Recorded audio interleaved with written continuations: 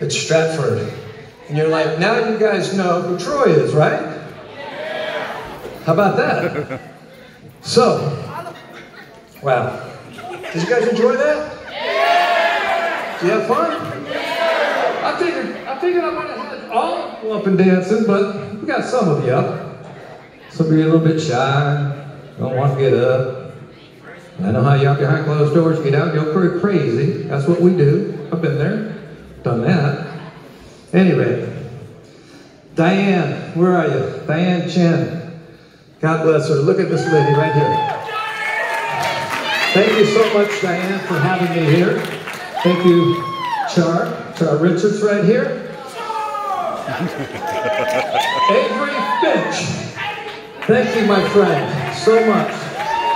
Yes, your school principal. And I have a staff of people that help us do this and set this up that I want to acknowledge really quickly. Is the mic too loud, or is it okay, or how's it feel? Is that all right? All right. Hey, you're awesome on the cowbell, by the way. Good job. Yeah. More cowbell, right? Okay. Janet Wallace, Hayden, Asha. My God, she was incredible. Thank you so much. Brian Bailey, back here. He's our show producer. And we've got Scott Gusty back here helping us. We are recording all of this, so we're going to be using this footage for a lot of things, for social media, schools, and etc. So, anyway, Lonnie Taylor, Mark Newell, and Nick Gray, Dave Lowry. So, I'm done with my thanks. You're probably wondering why I'm here. I probably just didn't come here to play music. Well, I've always said I'm a good example of a bad example. That's who I am. That's really where I come from. My school years were not so good. I didn't do well, and I'm here to talk a little bit about that today. How many, well, I don't suspect many of you heard of that band up there, Tesla. There might be like 5 people, maybe. There's 1, 2, 3. Oh, 3 people. 4 in the back. Oh, my mom's back here. Say hi to my mom. Mom, look at, there she is. Yeah. Yeah. Mama Lucetta right there. The real Mama Lucetta right there. And my lovely wife, Linda, right next door to her. Yes. So, I need to call Marcus Taylor to the office. Just FYI. So anyway, let me just tell you a little bit about myself and where I come from and why I'm here. The band Tesla that you saw up there, I've been with that band for 34 years now.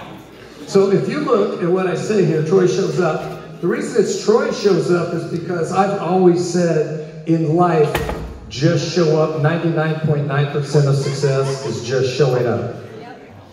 Right? So if you show up to class, you show up for functions, you do your homework, you do things, etc., good things happen. It's ironic that I would have a program called Just Show Up because I didn't show up. I did not show up. My grade school years, elementary, were kind of a blur. I don't remember much about it, unfortunately. Taylor, please come to the main office, Marcus Taylor. Is that good? Okay. So, at any rate, so looking back at my childhood, right when I got into middle school, and this is what I really like about talking to you kids, in particular, because this is where everything for me fell apart. I mean, transitioning from an elementary school into the middle school, is this 6, 7, 8 here? Is that what, I know we're high school as well, but I mean for the 5? Okay. So when it was 7th and 8th, you know, we went 1st or 6th grade. But then that transition period of going into a different school and moving and meeting a lot of different people, and it was a large school. And what happened basically in those years, I got introduced to a lot of things.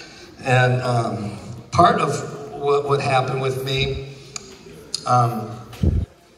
was I got behind in school by not showing up.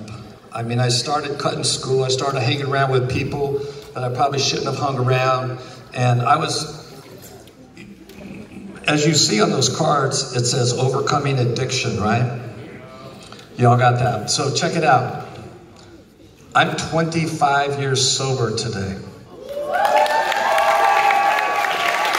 And what's so great about that is the fact that I figured a few things out, but it took a while. And it was these years, 6th, 7th, and 8th grade, that I really got my butt kicked, you know. I got behind in school, I wasn't showing up, and I got introduced to smoking pot, actually through my brother, God rest his soul. He died last year. He unfortunately didn't quite get it together, and the disease caught up with him, you know. And it was sad. April 9th is your anniversary, and you know, he was telling me, you know, before he passed, he said, you know, I really want to get into schools with you, and I'd love to figure this thing out. And you know, unfortunately, his time ran out. So he's with the good Lord, and you know, we'll see him another day. And but the fact that he was excited that he wanted to be a part of this for me, because that's kind of where it started. And it was unfortunate that it would be my older brother that kind of introduced me. But we have friends. How many of you smoke cigarettes? There you go. How many of you smoke pot? Right? Okay. All right. Let's check it out, man. I appreciate the honesty, right? So, hang on. Oh, now you're all getting happy. Okay, settle back down.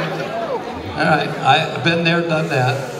So my point is, it kind of started with smoking cigarettes, and before you know it, I'm smoking pot, and before you know it, I'm cutting school. I'm not doing well in school. All right, kids, take it down a little bit.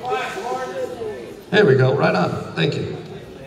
You're the man. So, anyway, things kind of progressively went downhill for me academically. I mean, it just shut down. That's what happens. And you'll find out, as one kid put it to me, it's great that you don't have to be an academic genius to succeed in life.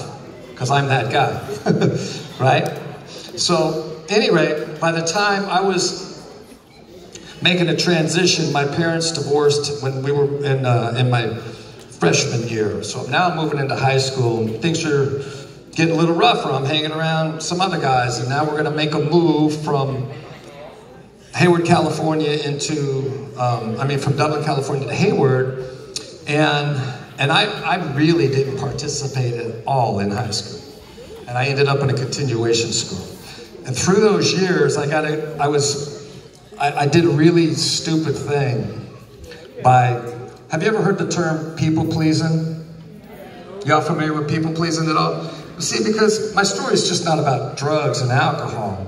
It's really more about people pleasing, because it's the people pleaser inside of me that got me really in these situations. Because I could honestly say a lot of the stuff I did in the drugs, I did not enjoy. I just did it because you were doing it, my friend. Oh, sure, yeah, sure, no problem. Yeah, before you know it, I did end up with a problem, later with the band. So, the people-pleasing thing, I think we can all relate to, because I think every one of us has a people-pleaser inside of us.